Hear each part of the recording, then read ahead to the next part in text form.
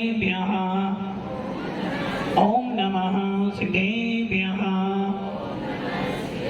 यदर्चा भावेन प्रमुदितमनादर दुर्यः क्षणादा सिद्ध स्वर्गे गुणगण समर्था सुखनिधि लभन्ते तद्भक्त्या शिव सुख समाजं किमुतदा महावीर स्वामी नयन पथगामी भवतु मे महावीर स्वामी नयन पथगामी भवतु मे महावीर स्वामी नयन पथगामी भवतु मे गुरुवाः पन्तनो नित्यं ज्ञान दर्शन नायिका चारित्रानं गंभीरा मोक्षे मार्ग उपदेशका पंच परमेश्वर भगवान की एक राधिनाथ भगवान की अंतिम सत्संगपति भगवान महावीर स्वामी की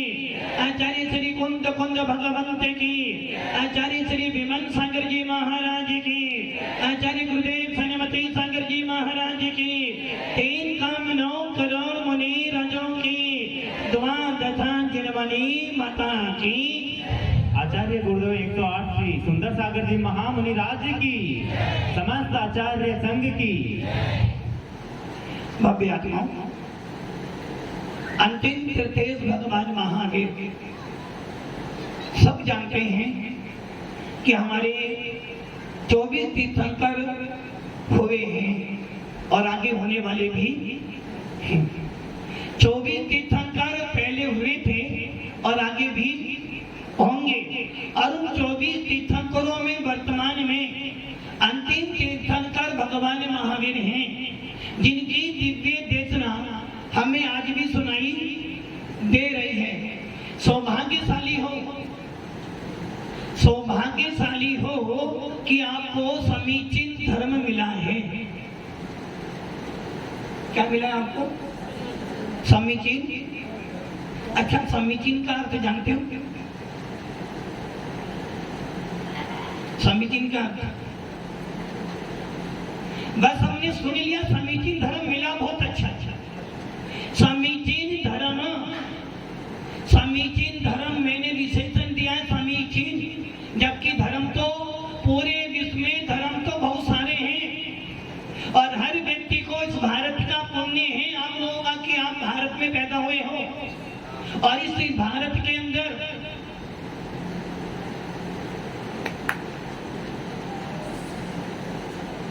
जब जिनेंद्र देव की वाणी सुनो तो अपने अपनी अवधि जान को,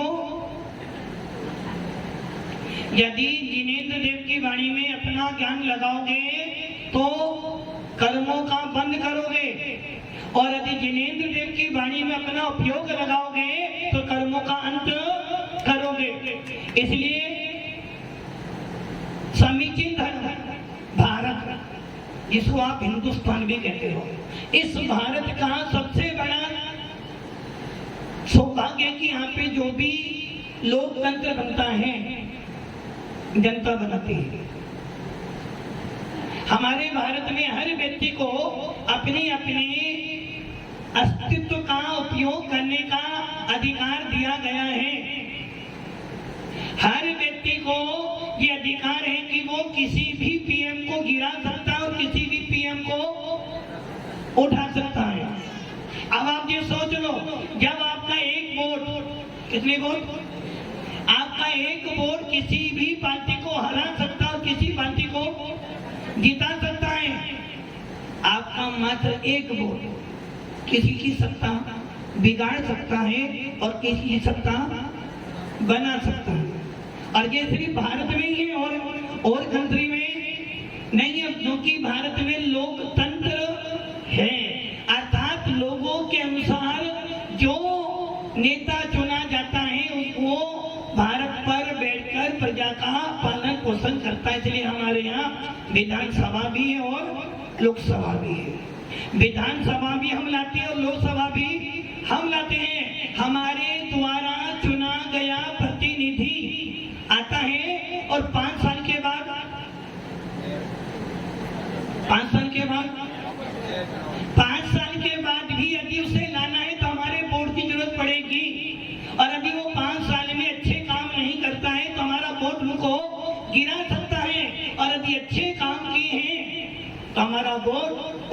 पुनः 5 साल के लिए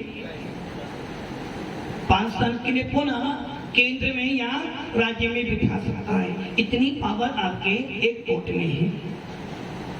अब आप ये विचार करो, इस भारत में लोकतंत्र है और हर व्यक्ति को अपनी अपनी मान्यताओं से, अपनी अपनी परंपराओं से, अपने अपने धर्म का पालन करने का अधिकार दिया गया है।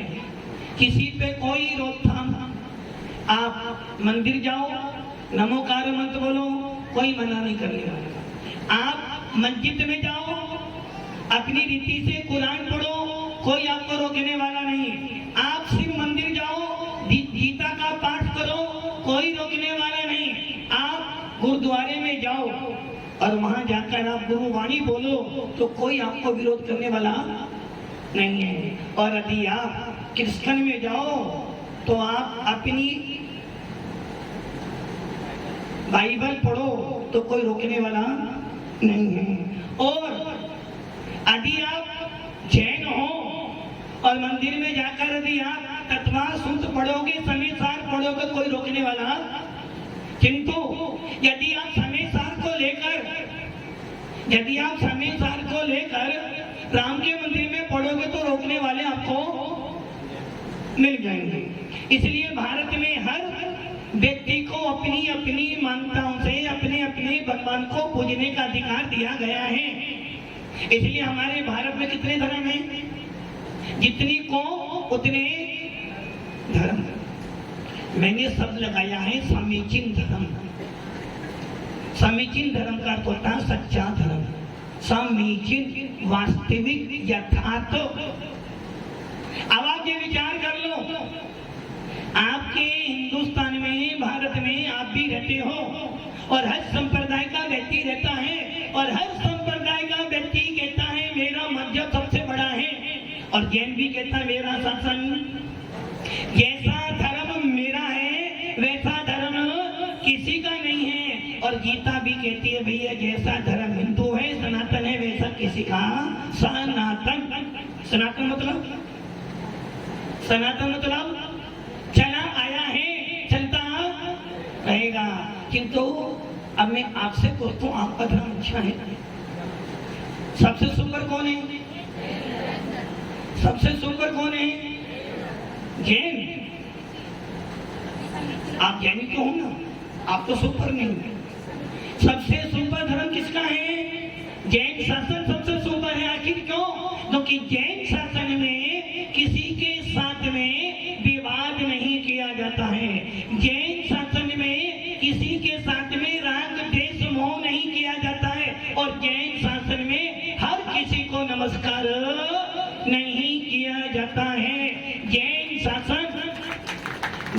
शासन किसी की निंदा नहीं करता है, किंतु अपनी प्रशंसा जरूर करता है। जैन शासन कभी किसी की निंदा नहीं करता है, किंतु अपनी प्रशंसा जरूर करता है। और जब प्रशंसा करता है तो वो कहता है यदि तेरा भगवान, किसका भगवान?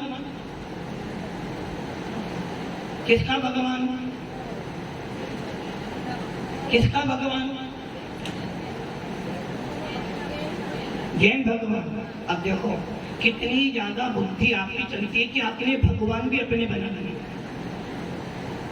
अभी तक सोना का मकान मेरा है, बेटी मेरी है, बेटा अपना है, गाड़ी अपनी है, पत्नी अपनी है, तो भगवान मेरे हैं।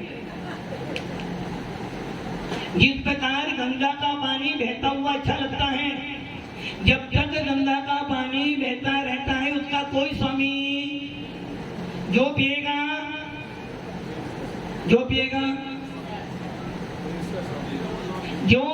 उसकी प्यास मिटेगी। गंगा जब तक बहती ही रहती है उसका कोई स्वामी नहीं होता है।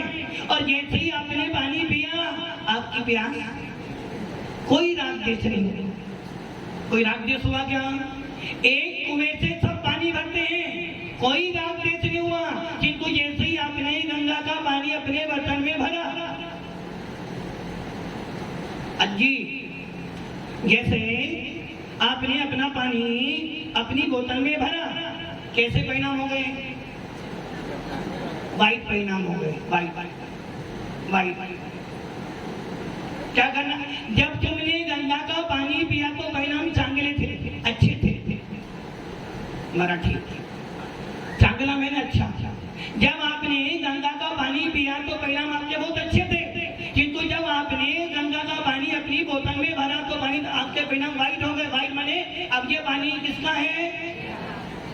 मेरा है। और जब पानी मेरा है तो राग हो गया, और जब राग हो गया तो अब आप कह रहे पानी तो मेरा है। और जब पानी तेरा हो गया है तो सामने वाले को पीने के लिए आपसे अनुमति लेनी पड़ेगी, और जब अनुमति लेनी पड़ेगी तो कहीं ना कहीं आकुलता तो। इसलिए गंगा जब तक बह रही है, कोई स्वामी नहीं था, कोई राग देश लिखा। हिंदू आया उसने पिया, मुसलमान आया उसने पिया, जैनी गया उसने पिया, सिख गया उसने पिया, हर कौम के व्यक्ति ने पानी पिया। किसी ने पिया और किसी ने नहाया, कोई राग देश नहीं था। किंतु जैसे ही अपनी अपनी पात्र में वो पानी आ गया, हिंदू कहता है मेरा पानी, जैन कहता है मेरा पानी, मुसलमान कहता है मेरा पानी, सिख कहता है मेरा पानी। और जब पानी तेरा हो गया तो पानी दूषित हो गया। फिर एक व्यक्ति, जैन व्यक्ति, कोई सदाचार व्यक्ति, कोई साधु पुरुष को पीने के लिए सोचना पड़ेगा किसका पानी, क्योंकि हर किसी का पानी, हर किसी का पानी, क्योंकि जैसा पीवे पानी तो आप कौन सा पानी पीते हो? फिल्टर पानी, आरओ का पानी तो वाणी भी वैसे ही बोलते हो। साधु पीते हैं प्राशुद्ध पानी, कुएं का पानी, तो वो वाणी मीठी बोलते हैं। और आप पानी कौन सा पीते हो? आरओ का। कौन सा पानी पीते हो? फिल्टर।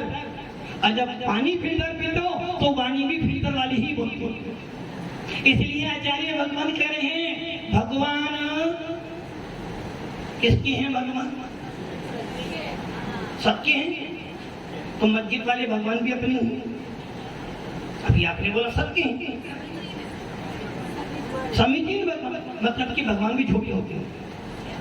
ये ध्यान रखना, भगवान कभी किसी का, भगवान को भगवान है और वो सबका है। इसलिए हमारे जैन शास्त्र में एक ही बात कही है, भगवान किसका होता है? सबका भगवान होता है। आपका कौन सा भगवान है? आपका कौन सा भगवान है? 24 ही। आप 24 के अलावा कोई भगवान नहीं है, मतलब कि बाहुबली भगवान इनके नहीं है। राम जी आप ये ध्यान रखिए ना, भगवानों को मत बांटो। एक कह रहा है राम मेरा है, दूसरे कह रहा है शाम मेरा है। आप कह लो शीतलनाथ तो मेरी, आदिनाथ हमारी नहीं, हमारी शीतलनाथ ही है। जो कुछ मिला शीतलनाथ से मिला। किससे मिला? शीतलनाथ हमारी। ये ध्यान रखना, भगवान तो भगवान होता है, और जो भगवान होता है वो ही ऐसा सबसे समर्थ होता है जो सबके साथ में बराबर का व्यवहार करता है। क्योंकि भगवान कभी किसी के साथ में राग देश, और यदि भगवान राग देश करता है तो समझना कहीं ना कहीं भगवान में खोट है, और जहाँ खोट होगी वहाँ जैन व्यक्ति नमस्कार। क्या कहा मैंने? भगवान तो भगवान है, भगवान में खोट अभागे होते हैं वो व्यक्ति, अभागे होते हैं वो व्यक्ति जो भगवान में खोट देखते हैं। अभागे होते हैं वो व्यक्ति जो भगवान में खोट देखते हैं, और जो भगवान में खोट देखेगा उसकी किस्मत भी फूटी ही निकलेगी। इसलिए भगवान में कभी भी खोट, भगवान में कभी भी खोट। अभी महाराज भगवान में खोट नहीं देखेंगे तो फिर हर किसी को नमस्कार करना पड़ेगा, फिर तो हर किसी को नमस्कार करना पड़ेगा। अरे भाई, जो भगवान होगा उसमें खोट नहीं होगी, और जो भगवान नहीं होगा उसमें खोट ही खोट मिलेगी। इसलिए हमारे आगम में 18 200 से रहे। कितने 200 से रहे? जिस भगवान को भूख लगती है वो भगवान, भूख तो आपको भी लगती है। ये भैया माइक वाला बैठा सवेरे से, इसे भूख लगती है? भूख लगती है इसलिए अपना माइक लेकर आया है। उसे पता यहाँ से कुछ मिलेगा तो परिवार चलेगा। और भगवान को भी भूख लग रही है, यदि भगवान को भूख लग रही है तो उसको भी कुछ ना कुछ तो, मंदिर में जाओ भगवान के लिए भोग चढ़ाओ, और जब भगवान को भोग चढ़ाओगे कुछ ना कुछ तो देना पड़ेगा, तो भगवान में दोष आ जाएगा। इसलिए जो जिसको भूख लगती है वो भगवान, जिनको सर्दी लगती है भगवान के लिए एसी लगाओ, रतन कम्बल लाओ, रतन कम्बल। यदि भगवान के लिए रतन कम्बल आ सकता है, जब एक पाषाण की मूर्ति है, की मूर्ति एक पाषाण की मूर्ति है, आत्मा धातु की मूर्ति है, उसको ठंड लग सकती है। अब मेरा सवाल आपसे, प्रैक्टिकल करो। ये भैया बैठे हैं, इनके पास मोबाइल है और ये माइक भी है, इस माइक को पानी में रख दो, ठंडी के मौसम में भी बरसात गिरे वहां रख दो, तो ये माइक पूरा का पूरा ठंडी में ठंडी लगेगी ना माइक को, ठंडी लगेगी माइक को, बंसिका दीदी ठंडी लगेगी। अब तुम्हें बिठा देता हूँ 105। यदि मोबाइल को पानी में रख दें भैया, तुम्हारे बरसात में रख दो, क्या होगा? मोबाइल खराब हो जाएगा, लेकिन ठंड लगने वाली तो जितना साइज था उतना ही साइज मोबाइल का रहेगा। और यदि आपको बिठा दे तो 5 फुट से 3 फुट हो जाओगे, सही है ना? मतलब कि कहने का प्रयोजन देखो, कपड़े को कितना ही पानी में रख देना, धूप में रख देना, कपड़ा कभी भी गर्म होने वाला। और यदि आपको आधे घंटे बिठा दे तो क्या हो जाए? राम नाम। यदि आपको सर्दी के मौसम में एसी पे बिठा दे तो क्या हो जाएगा?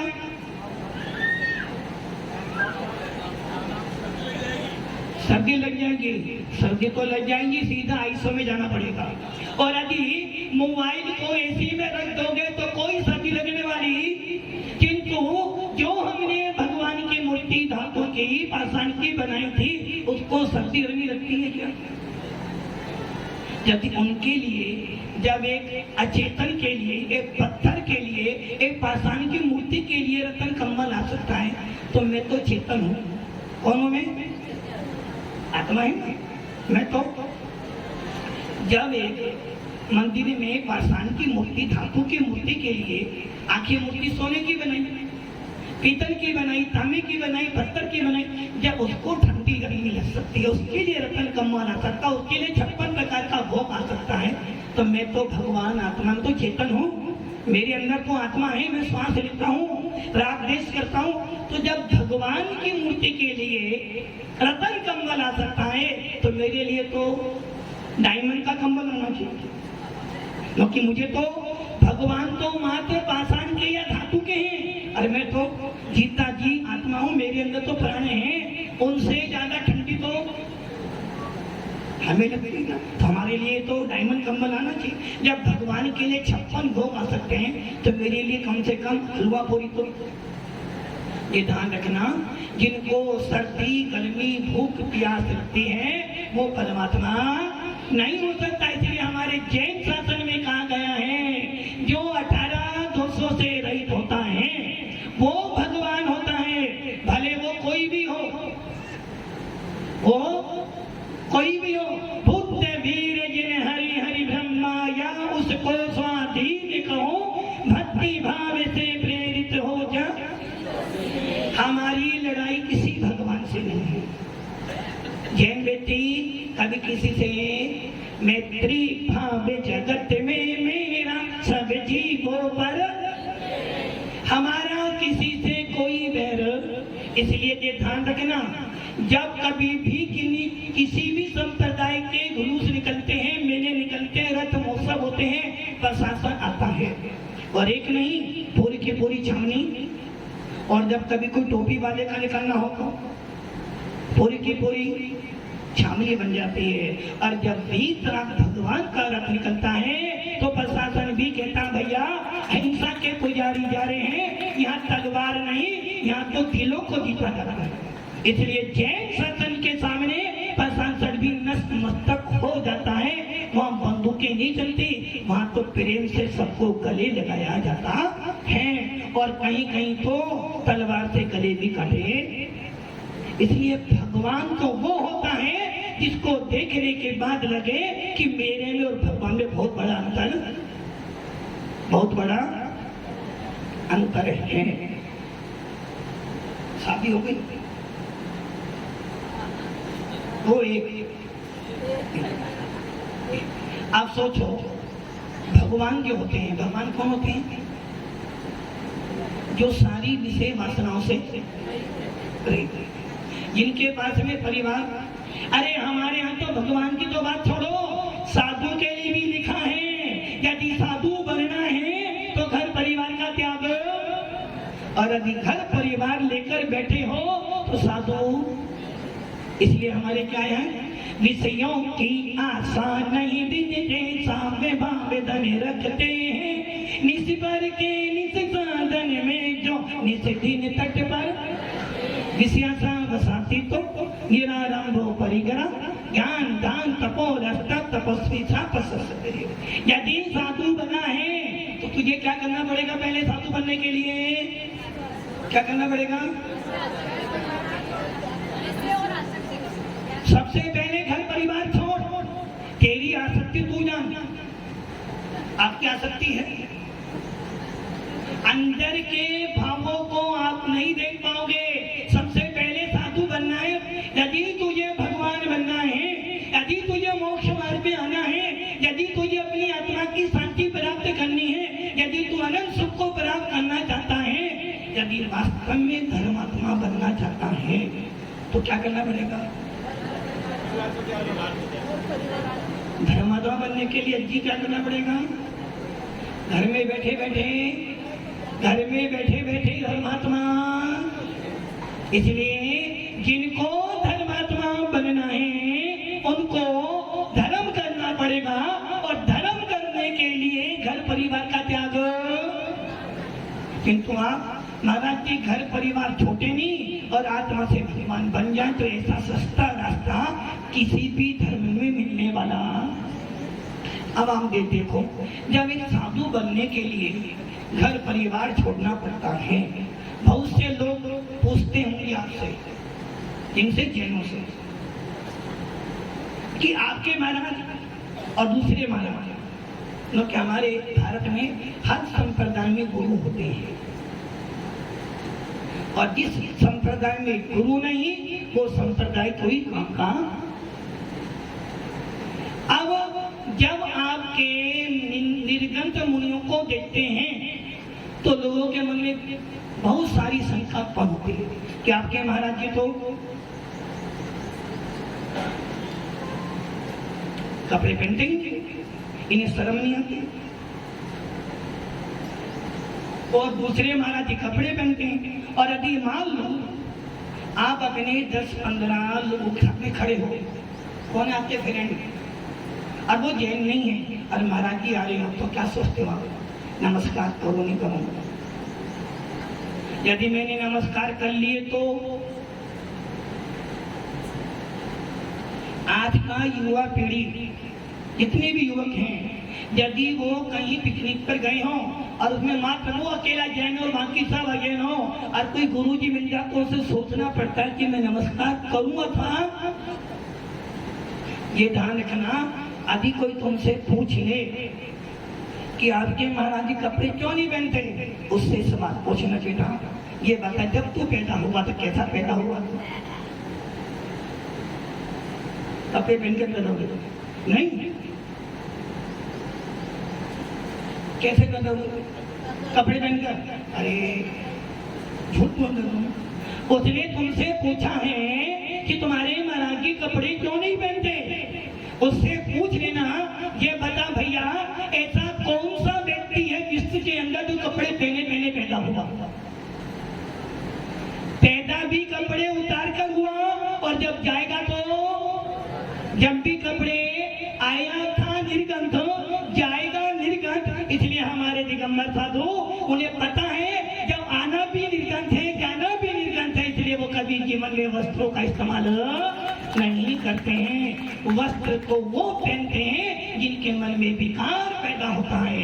क्योंकि तू जब पैदा हुआ था, भले कोई भी हो, स्त्री हो, पुरुष हो, नपुंसक हो, सबके सब कैसे होते हैं, यहाँ तक कि पशु भी। किंतु अपनी विषय वासनाओं पर काबू ना पा जाने के लिए आपको अपनी वासनाओं को छिपाने के लिए वस्त्र पहनने पड़ते हैं। इसलिए निर्गुण साधु जैन शासन प्रैक्टिकल में चलता है, जो है सो है, इसके अलावा और कुछ भी अभ्यात्माओं। इसलिए जब हमारे दिगंबर साधु बनने के लिए, जब एक साधु बनने के लिए घर परिवार त्याग करना पड़ता है, तो जिसको भगवान बनना है, जो पूरे विश्व पर शासन करता है, उसके लिए तो घर परिवार छोड़ना अनिवार्य है। बगल में बच्चे पत्नी बैठी हैं और हम भगवान बन जाएं, ऐसा ठीक काल में भगवान के पास 5 पत्नी है, तुम्हारे पास? जब भगवान के पास 5 तो तुम्हारे पास भी भाई। जिनके पास ज्यादा परिग्रह वो ज्यादा पापी, हमारे पास कम परिग्रह। बात समझ में आ रही है मेरी? इसलिए हमारा जैन शासन कहता है भगवान तो वो होता है जो पूर्ण रूप से समस्त वस्तुओं का त्याग कर चुका हो, जिसमें राग देश मोह हो, उसे कहते हैं भगवान। और ऐसा भगवान किसी जैनी का नहीं, किसी मुसलमान का नहीं, किसी हिंदू का नहीं, वो भगवान को पूरे विश्व का होता है। और जो ऐसे भगवान को पूजेगा वो ही भगवान बन सकता। भव्यात्मा जैन शासन भगवान महावीर की वाणी हर व्यक्ति के कल्याण के लिए है। जैन शासन मात्र जैनियों का नहीं है, जो पाले सो उसका है। क्योंकि धर्म उसे कहते हैं जहाँ जाने से शांति का वेतन मिले, जहाँ जाने के बाद आत्मा का उत्थान हो, जहाँ जाने के बाद अच्छे संस्कार मिले, उसे कहते हैं धर्म। ऐसा धर्म आप सबको मिला है। सौभाग्यशाली हो कि आपको समीचीन धर्म मिला है। कौन सा धर्म मिला है? समीचीन। इसलिए हमारे आचार्य उमा स्वामी जी ने तत्वांश सूत्र के मंगलाचरण करके समय क्या लिखा? मोक्ष मार्ग से नेतारम भेतारम करम भूत भतारम जातारम विसतत्वानाम वंदे तद्गुण। मोक्ष मार्ग से नेतारम भेतारम करम भूगता जातारम विसतत्वानाम वंदे तद्गुण। जो वीतरागी हो, सर्वज्ञ हो, हितोपदेशी हो, वो भगवान होता रहता। भगवान पूरे विश्व का होते, इसलिए भगवान कभी भी सच्चा झूठा, भगवान तो भगवान है। भव्यात्माओं, आपका सौभाग्य है, आपका सौभाग्य है कि आपको पर्व के दिनों में, किन के दिनों में, कौन से पर्व, कितनी बार आती है? कितनी बार आती है? बस यही तो गड़बड़ी है। मैंने बोला 4, तुमने बोला 4, मैंने बोला 2, तुमने बोला 2। हमारा शासन देखा देखी का जो है सो पर्व के दिन चल रहे हैं। और अष्टानिका महापर्व साल में 3 बार आता है। पहला आता है फागुन, दूसरा आता है आषाढ़ और तीसरा आता है कार्तिक। 3 बार आता है, शाश्वत है। और इन अष्टानिका पर्व में क्या करते हैं हम लोग? क्या करते हैं? आकृतिम जिन चेतालियों की वंदना करते हैं। इनकी वंदना करते हैं आकृतिम, अर्थात जिनों को किसी ने नहीं बनाया। और ऐसे आकृतिम जिन चैतन्यों की वंदना करने का सौभाग्य आपके भाग्य में नहीं है। ऐसे आकृतिम जिन चैतन्य अर्थात नंदीश्वर देव की पूजा वंदना करने का सौभाग्य मात्र देवों को मिलता है। आपके पास तो मात्र अपने शीतलनाथ भगवान ही बनते हैं। आकृतिम जिन चैतन्यों की वंदना करने का सौभाग्य उन देवों को मिलता है जो देव अपने सारे सुख सुविधाओं को छोड़कर भगवान की पूजा में 24 घंटे, कितने घंटे? 24 घंटे आराम। महाराज जी दुकान जाना है, महाराज जी दुकान जाना है, घर में खाना बनाना है, बच्चों को स्कूल भेजना है, किंतु अपना ध्यान। अब सोच लो देह गति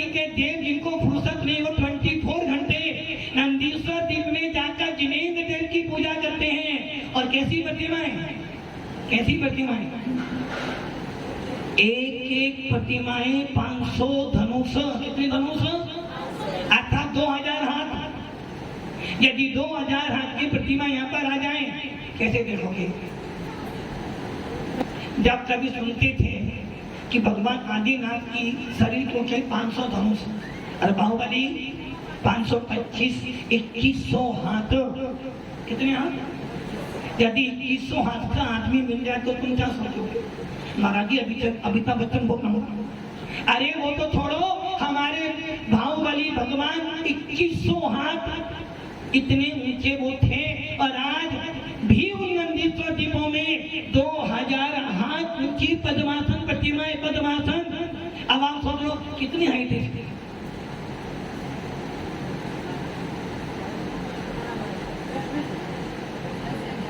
हाथ, 10 मान लो। अब वो 2000 हाथ पद्मासन।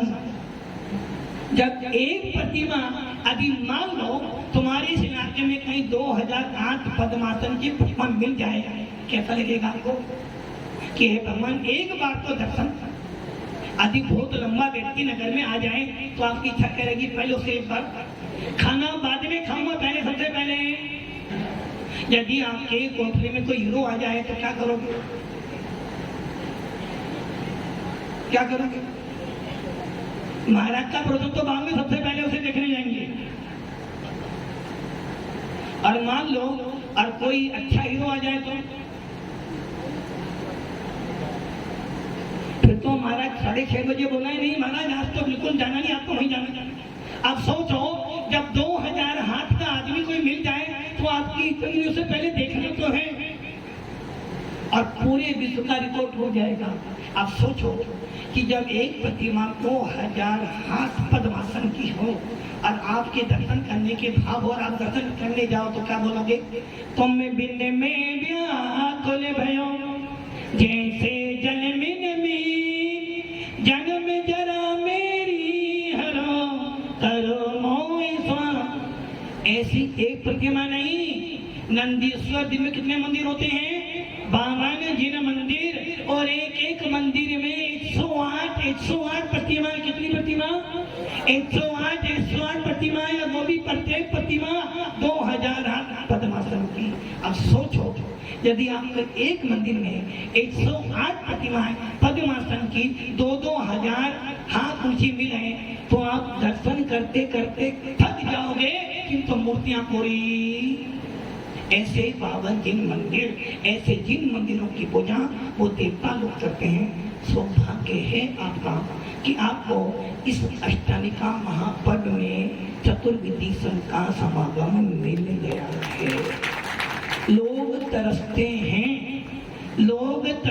हैं कि हमें पर्व के दिनों में कोई एक क्षुल्लक या कोई त्यागी व्यक्ति मिल जाए, किंतु आपको पूरा का पूरा चतुर्विधि संघ मिला।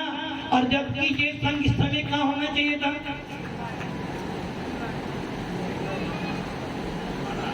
क्या होना चाहिए था? क्योंकि ये अवसर चतुर्मास का है और अधिकतर साधु अपने अपने गंतव्य स्थान पर पहुंच गए, किंतु कोटरी का पुण्य है कि बिना चतुर्मास कराए भी उनको चतुर्विधि संघ उनके पास में मिल गया है। और इस संघ को पाकर आपको क्या करना है? क्या करना है?